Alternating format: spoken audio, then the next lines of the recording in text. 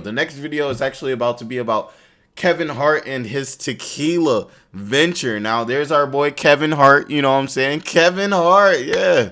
If you guys don't know, Kevin Hart is a comedian. How do you not know Kevin Hart, by the way? But a comedian, one of my favorite comedians too, by the way. I just always used to watch his stuff when I was little. Now I still watch a lot of his stuff. Real Husbands of Hollywood is still, to me, one of the funniest, most underrated shows or comedies that's ever came out and everything like that. So, yeah, it's very interesting to see. And I love when we see celebrities, especially people who work in things like comedy, like rap, getting kind of out of that more, I would say, cultural or more of that kind of fun type of entertainment. And I love to see them, you know, actually step up to the plate as businessmen and throw themselves into the financial district where the real players play, you know what I'm saying, and everything like that. It's one thing to make 10 million off of comedy, but if you can take that 10 million that you made off of comedy and actually become a business owner with that, the amounts of flips that you can do are ridiculous compared to what you would be able to normally achieve, you know, doing comedy or rapping or dancing, you know what I'm saying, and everything like that. That's why it's always encouraged. You know, one of the first things they tell you when you get money is you definitely want to invest it, and, you know, you want to have it into some type of business and everything like that. So let's see. Hopefully he gives us a little insight on his tequila venture, and let's just see kind of what his experiences and everything like that has been with it. I'm gonna turn this down for you guys first. You know, there's always an ad. There's always an ad. But this will be interesting to see too, because he's just started out, you know, really with big business. For those in Hollywood looking to branch out into the business world, George Clooney, obviously, Casamigos. Dwayne "The Rock" Johnson's Terramana tequila brands have both been successful ventures for the actors. Now a new brand stepping into the ring from comedian Kevin Hart. He's actually on set with us. Joining us now on set, Kevin Hart, actor, investor, co-founder. We're leaving some stuff out. You can go on. You can go on. Go on and on and on. You got a lot. That list is long. And it's Gran Coramino. You don't have to Tequila. be humble when you're Kevin Hart, guys. James Morrissey, president and CEO of Global Brand Equities. Welcome.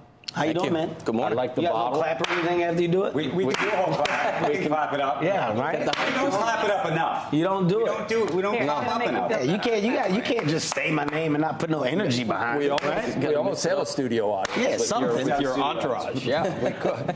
Tell us. So I love tequila. Okay. I have said that, and I like it in a margarita. I like it just the way it is. Why this tequila? Great bottle, but what's different? Is it unique? It's absolutely unique. I mean, we've gone into a lane that it's allowed us to dominate a lane of Cristalino tequila, a category that's relatively unknown in international markets. In Mexico, it's the fastest growing premium tequila segment. And when you look under the hood of this business with Gran Coramino, you soon find out that the foundations are there to build a long-term generational brand within the industry. We've partnered with Juan Domingo Beckman, right, the king of tequila, 11th generation tequila maker, largest agave grower globally. And he's been able to help us create an incredible liquid at a new standard of quality and give us the production, distribution, and sales muscle that we need to create a long-term Kevin Hart's hilarious. Love it, James. So well said. Hey guys, there's already a lesson for us right there. If you're gonna start a business, first thing you want to do is go to somebody who's successful and ask for a little help, ask for a little advice. Like, rather than, you don't always have to do it on your own, guys. You know what I'm saying? A lot of the best ways and a lot of the smartest people know, if there's something I don't know about, I'm not going to act like I'm an expert on it. I'm going to go to an expert. I'm going to get that advice from the expert. I'm going to take that advice from the expert, and then I'm going to go about it that way. If you try to do it by yourself, most likely, especially if it's your first time, you're probably going to fail. And as you guys know, what is it, like 80% of businesses or something fail? Probably more within the first like few years. So well said, James. supportive partner. There's premium tequila is it's kind of crowded. Was there any discussion of anything else? Any other entry?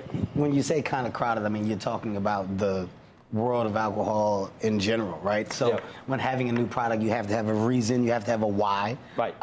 As a guy who's embraced and loved tequila for quite some time, I don't want to be behind something that I'm not going to drink. So getting in this business was something that I held off for a while because I was waiting for the right opportunity.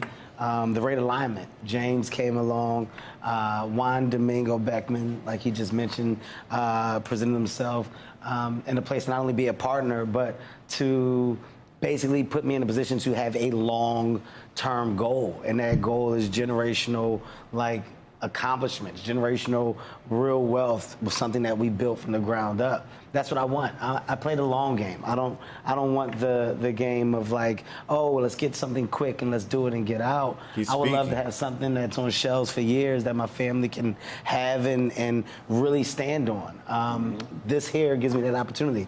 Gran Cormino is a product that we built that's based off of a celebration of your journey, celebration of love, and hard work. So it's a true definition of myself, and I think your everyday individual. It's something that we all can grab and basically embrace. See, I think that's an excellent point that he made here.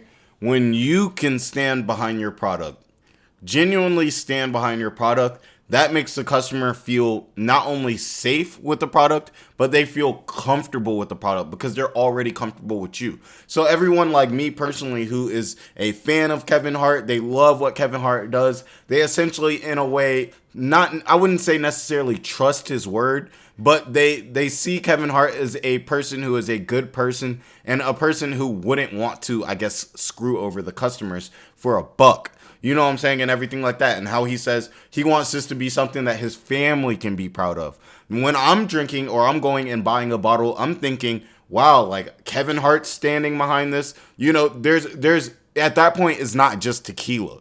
That's what I'm saying. At that point, when you have that comfortability, and that's why he's an excellent celebrity, I feel like, to endorse this tequila, is because when you go there, you're telling a story. You're buying that tequila and you're drinking with the guys and everything, and you're like, hey, yeah, we're watching this game and we're drinking that Kevin Hart tequila. You know what I'm saying? Like, hey, bro, you want to come over and try this Kevin Hart tequila? You can't have a Luna Zol. You can't even have a 1800. And I can't call up my friend and be like, hey, man, you want to try some 1800? They're going to be like, even though 1800 is a quality and well-respected brand, there's not a story to it that people know that would make one of my friends or something come over simply just to try it. But they have such an opportunity here where supporters of Kevin Hart can really, you know, almost root for Kevin Hart, or root for, you could even make it for black business. It's not black business, but you get what I'm saying. You almost have a reason to want to support.